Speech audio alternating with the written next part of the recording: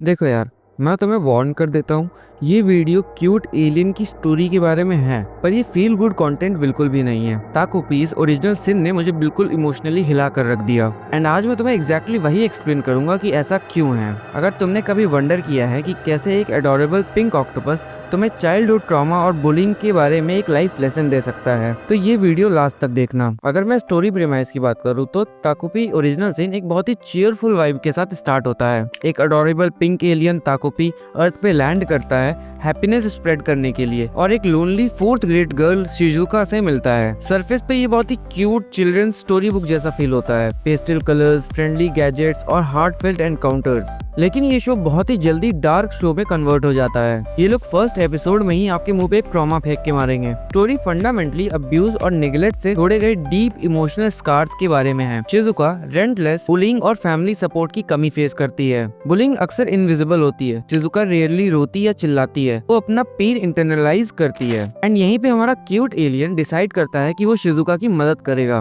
But वो human world की cruelty से एकदम ही अनजान होता है। वो एक ऐसे प्लेनेट से बिलोंग करता है जहाँ पे कोई अगर किसी से नाराज हो जाए तो वो एक दूसरे को हक करके सॉल्व कर सकते हैं चीजों को। अब अपनी इसी इनोसेंस के साथ ताकोपी शिजुका की मदद करना स्टार्ट करता है, लेकिन मल्टीपल ट्रायल्स के बाद भी कुछ भी सही नहीं होता। वो उसी पॉइंट पे आके खड़ा हो जाता है जहाँ पे वो पहले था। वो इस दुनिया को समझ ही नहीं पा रहा था कि आखिर ये सब चीजें सही कैसे होंगी। देन वो कुछ ऐसा एक्सट्रीम स्टेप उठाता है जो कि उसकी इनोसेंस को खत्म कर देती है। लेकिन शिजुका के चेहरे पे स्माइल देखने के बाद ताकोपी इतना इनोसेंट होता है कि उसे वो चीज भी सही लगने लगती है और वो उसे ही कैरी फॉरवर्ड करने का सोचता है। देन हमारी स्टोरी में एक तीसरा कैरेक्टर आता है आजुमा। आजुमा भी सेम प्रॉब्लम से सफर कर रहा था, फैमिली प्रॉब्लम, जस्ट लाइक हमारी मेन कैरेक्टर शिजुका और उसकी बुली मरीना। अब ताकोपी तीनों की प्रॉब्लम्स को सॉल्व करने की कोशिश कर रहा होता है।